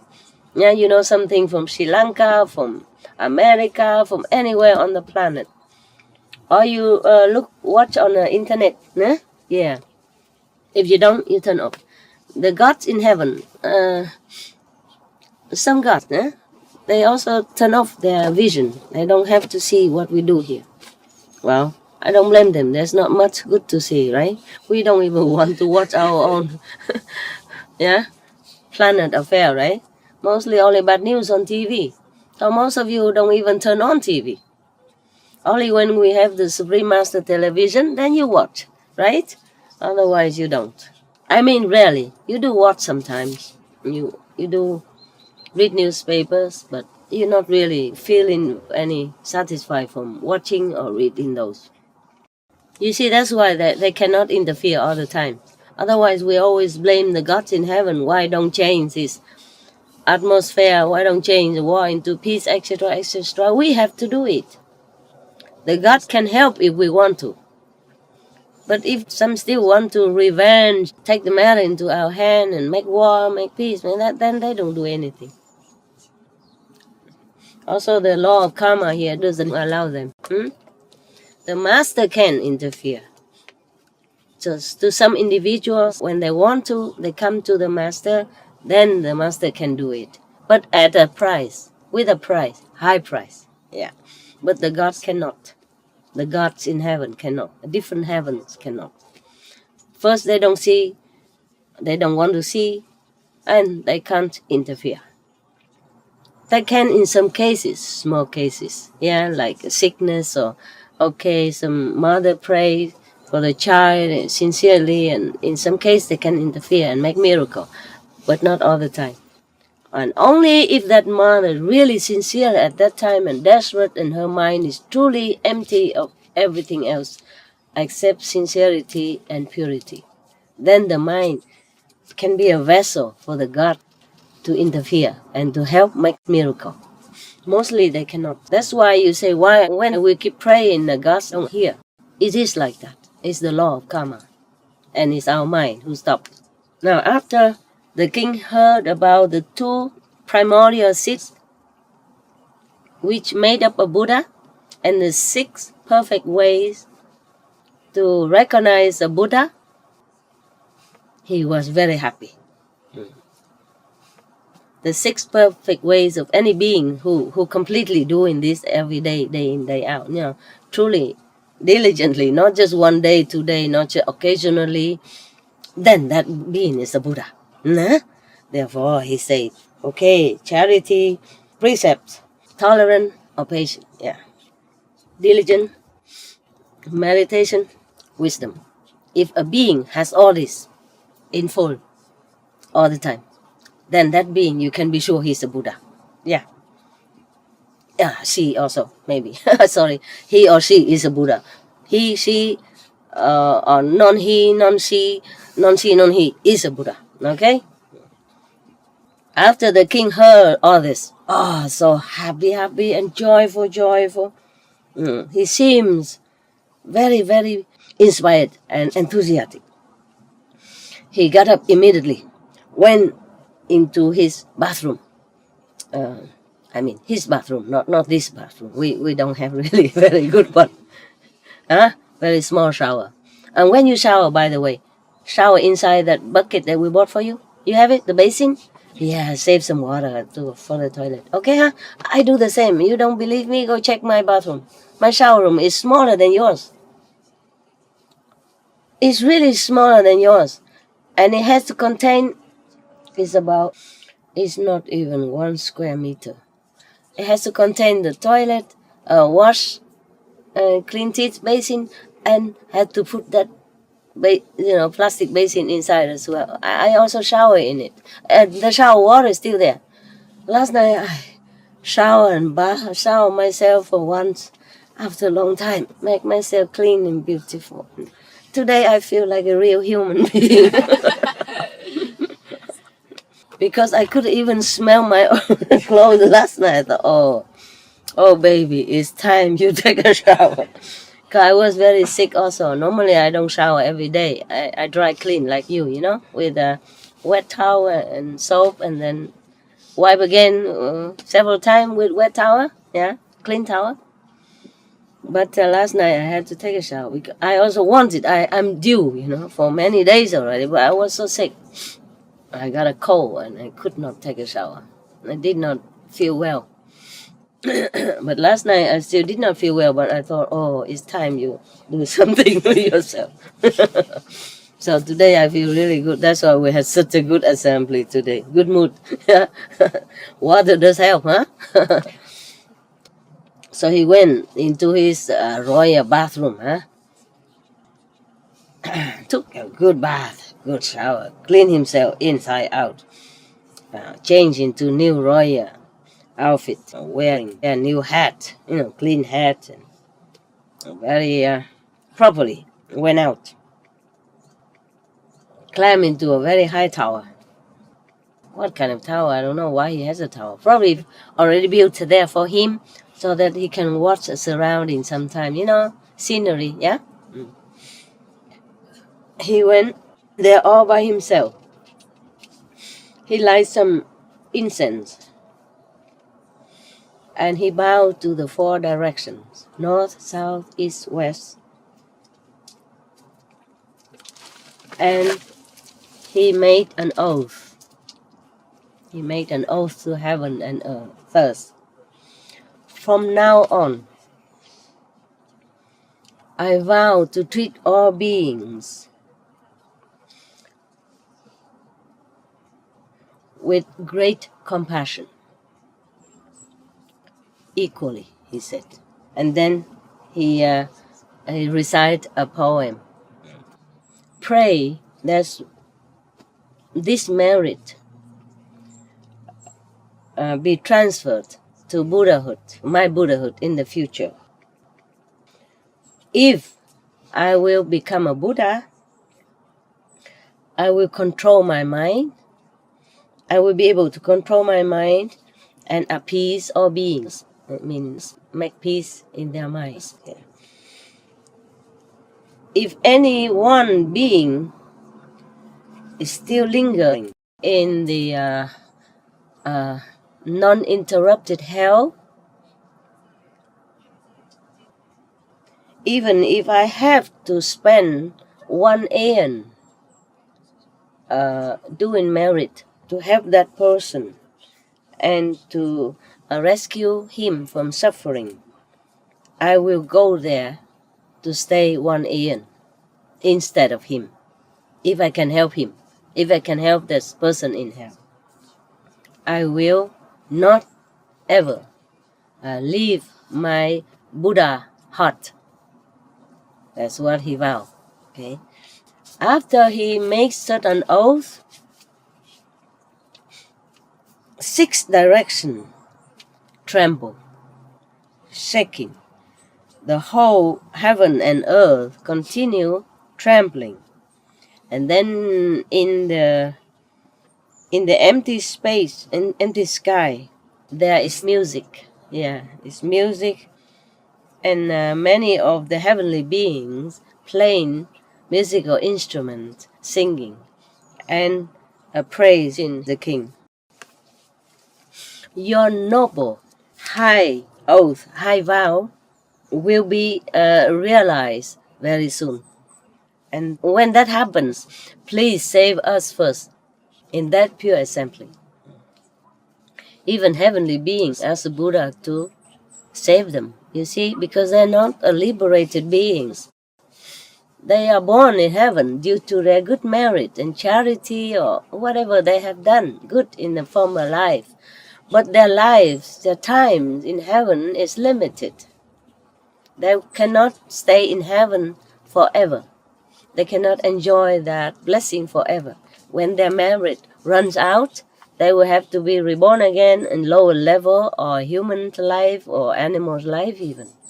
Therefore they asked the Buddha, the king, great light at that time, when you become Buddha, please save us first.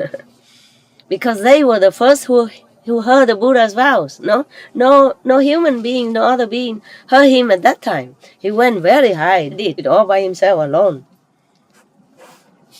And with the incense and all that, that means he was just talking to heaven. No? And he didn't know heaven would hear him, but they did. And they say that please save us when you become Buddha. And soon. Don't know how soon at that time. Okay. Now the Buddha reminded all the monks first. All bhikkhu, you should know. Bhikkhu means monks, yeah? All bhikkhu here, you should know.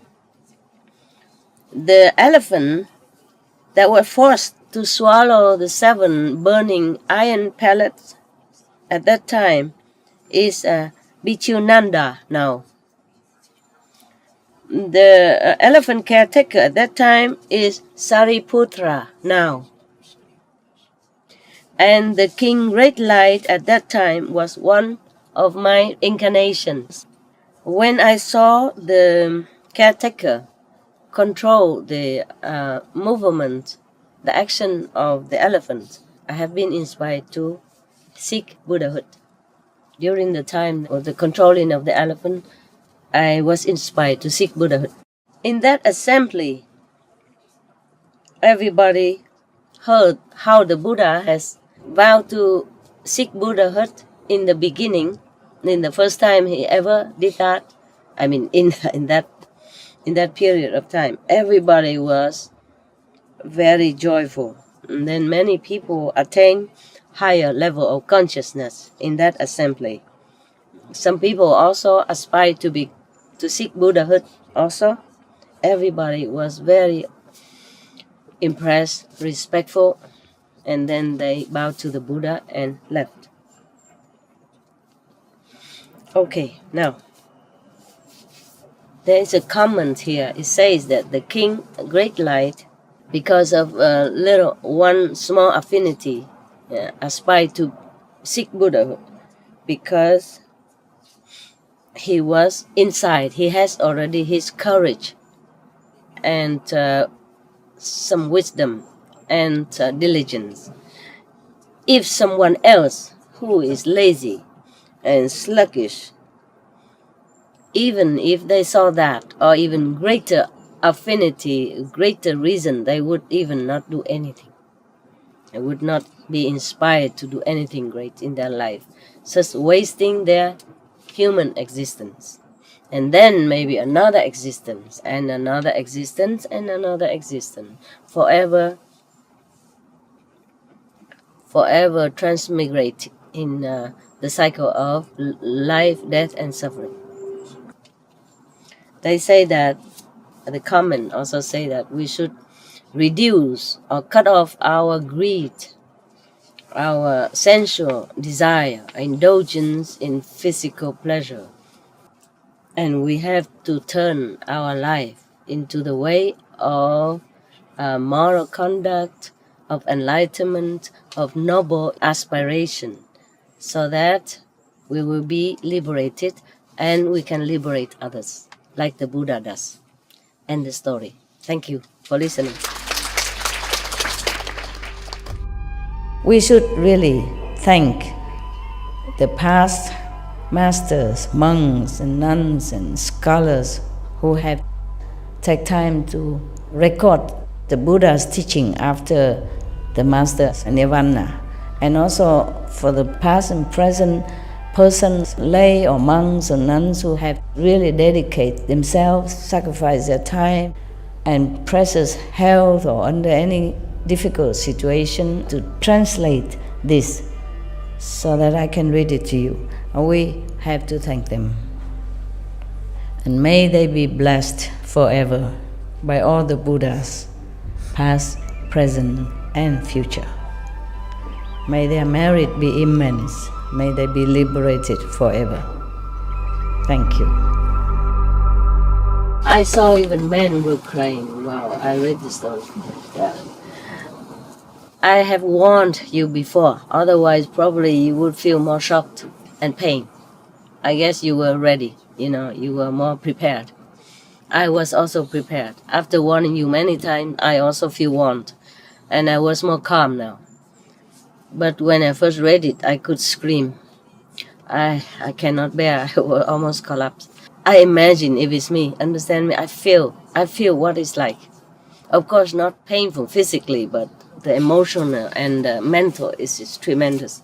It was really a supercharge in pain for me. That's why I avoided to read it. And that's why last time I told you no more story. Yeah, but there were some more stories, several more. This one included. Yeah. Okay, now you can see that you were right. That if you came here, you get trapped.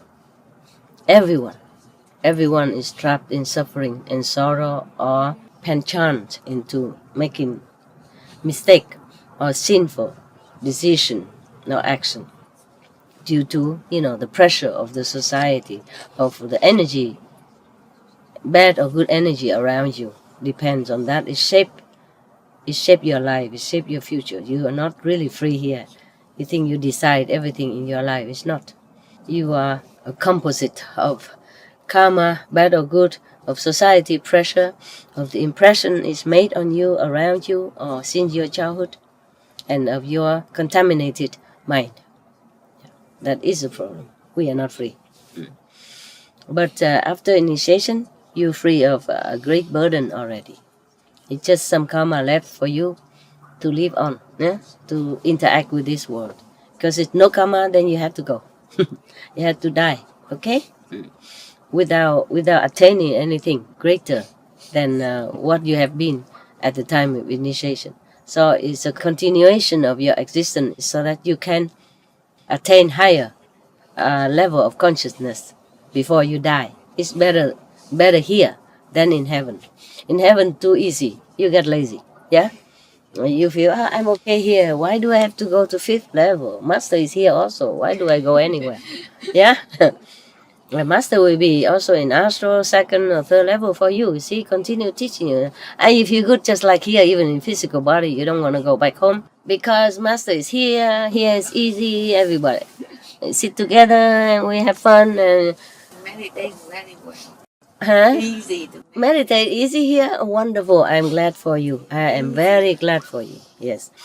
But even then, here is better for you in this physical body to attain. It's quicker than in heaven. Because in heaven is better than here even. You sit on the cloud, the soft cushion of cloud, and you think you go into kitchen, it fly there for you. You don't even have to walk. Yeah. Here you think it's good. No, wait until you go to heaven. Even astral heaven, you never want to come back here. Or you go anywhere else. You think it's the absolute, ultimate. Many people, they die for 15, 20 minutes and come back. They told you about heaven. Remember some books written about it? Some patient who died temporarily. And the doctor already pronounced them dead. But then they came back because they went to heaven. And then they didn't never want to come back here. They think that is the ultimate heaven. Because they would see Jesus or Buddha came and greet them, you know. Yes, the masters are everywhere.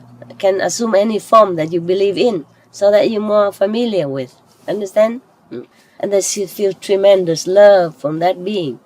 And they feel they're at home. They feel that's it. That's heaven. Meaning the heaven. There's nothing else better. Yeah, that is like that. Therefore, in heaven it's less easy to meditate, less motivated. Yeah, because you have nothing else to do. You enjoy all the time. Why sit? You know, why meditate? What for? It's wonderful here, isn't it? You know, here easy to meditate, huh?